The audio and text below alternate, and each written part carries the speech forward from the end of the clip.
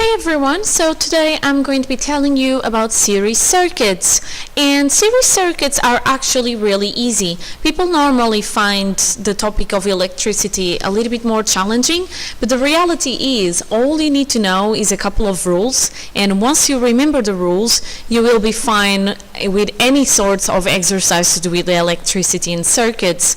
And an easy way for you to understand the rules and therefore not have to memorize them is to understand what current, voltage and resistance are, which again is on a previous video that I did. It shows something like a purplish table where I give you the definitions of all of those three, and therefore if you know that, it's going to be make a lot of sense when you learn about series circuits. Okay, so here we go.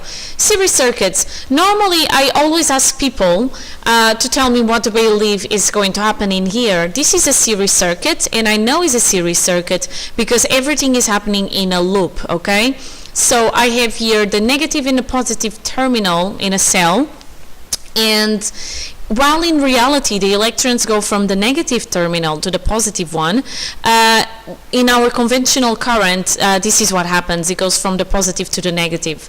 And I have here two light bulbs, okay? So what do you think is going to be the current? So the current in A is 3 amps. So what is the current in B and C? And I gave several options, and then many times people have the misconception that current gets used up during a series circuit. But if you think about it, current is the number of electrons that are passing through a place in a certain amount of time. Now, a series circuit only has a loop.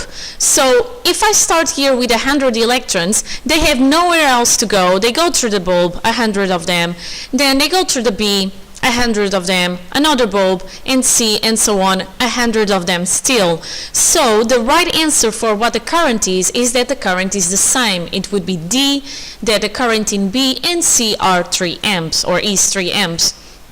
So series circuits, if you know that current is the number of charges passing every second, and if you know that a series circuit is only a loop of wire and there is no other places where the current or electrons can go, then you know that current is constant and it doesn't get used up in a series circuit, okay? And then I always ask people to think about the rules of series circuits. So if you want to think about some rules of series circuits, pause the video now. Otherwise, I'm going to show you the rules now, okay?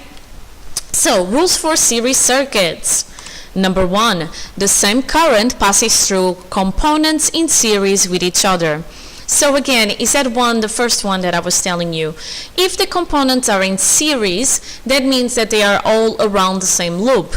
Again, current is the number of electrons passing through every second.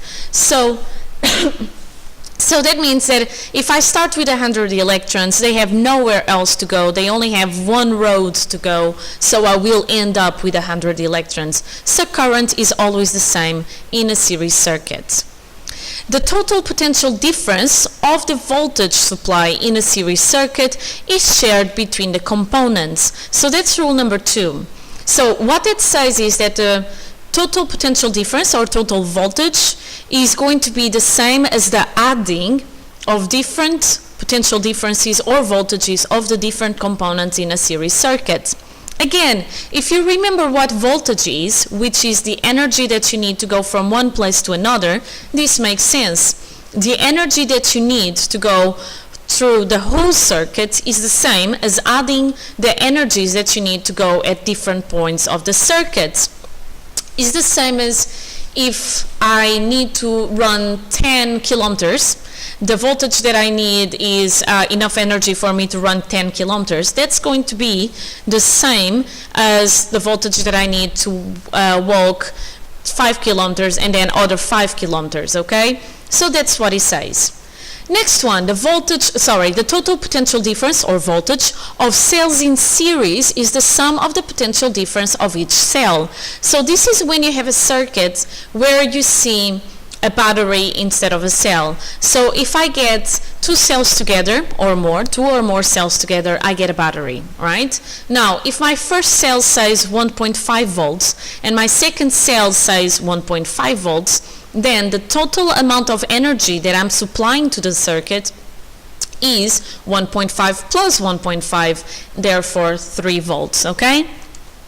And finally, the fourth rule, which I have a drawing for it here, is that the total resistance of the components in series is equal to the sum of the resistance of each component. So again, if you remember, resistance is what is opposing the charges to go through.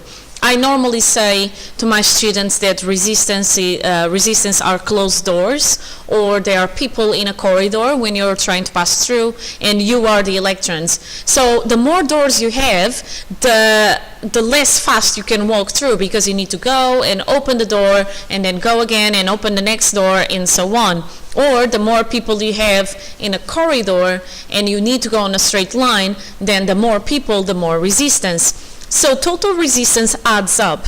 So basically, the rules for the series circuits are that the current I is always the same. And this is because, remember, current is the number of electrons that are going through the circuit, okay?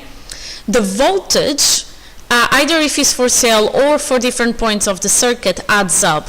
So the total voltage, the total energy that I need to go around the circuit, equals to the sum of the voltages of going in other places in a circuit. So again, volts is the push that the electrons get, okay?